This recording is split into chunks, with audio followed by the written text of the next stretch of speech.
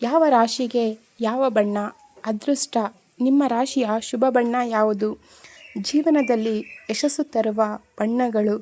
ನಮಸ್ಕಾರ ಸ್ನೇಹಿತರೆ, ನಾವು ಪ್ರತಿದಿನ ಧರಿಸುವ ಬಟ್ಟೆಯ ಬಣ್ಣ, ಬಳಸುವ ವಸ್ತುಗಳ ಬಣ್ಣ, ಮನೆಯ ಬಣ್ಣ ಇವೆಲ್ಲವೂ ನಮ್ಮ ಮನಸ್ಥಿತಿ ಮತ್ತು ಆಯ್ಕೆಗಳ ಮೇಲೆ ಪ್ರಭಾವ ಬೀರುತ್ತವೆ ಎಂದು ಹಲವರು ನಂಬುತ್ತಾರೆ.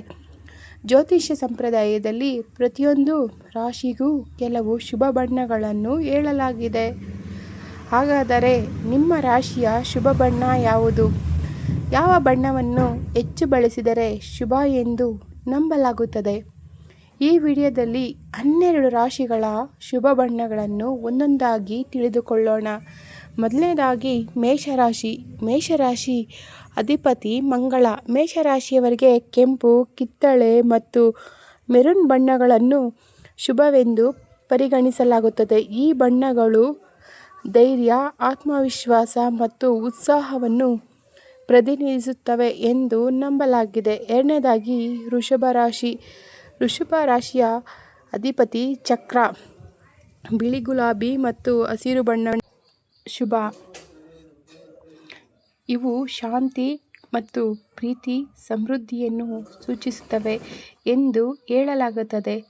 ಮಿಥುನ ರಾಶಿ. ಮಿಥುನ ರಾಶಿಯ ಅಧಿಪತಿ ಬುಧ ಗ್ರಹ.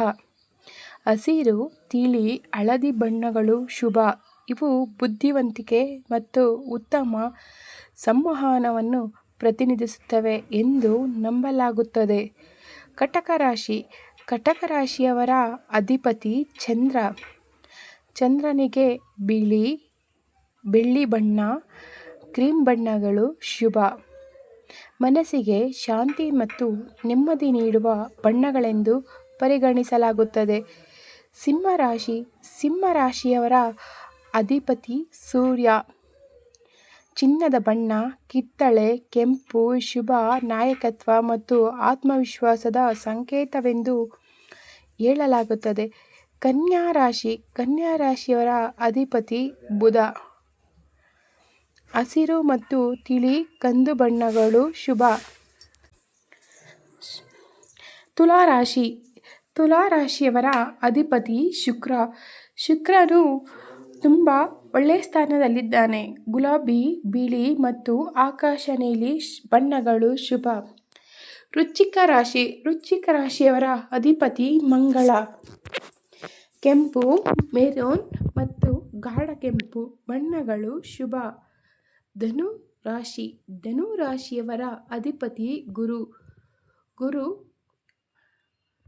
ಹಳದಿ, ಕೇಸರಿ ಮತ್ತು ಚಿನ್ನದ ಬಣ್ಣ ಶುಭ. ಮಕರ ರಾಶಿ. ಮಕರ ರಾಶಿಯ ಅಧಿಪತಿ ಶನಿ.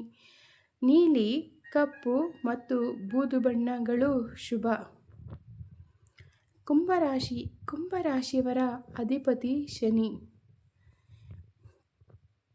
ಗಾಢ ನೀಲಿ, ನೇರಳೆ ಬಣ್ಣಗಳು ಶುಭ.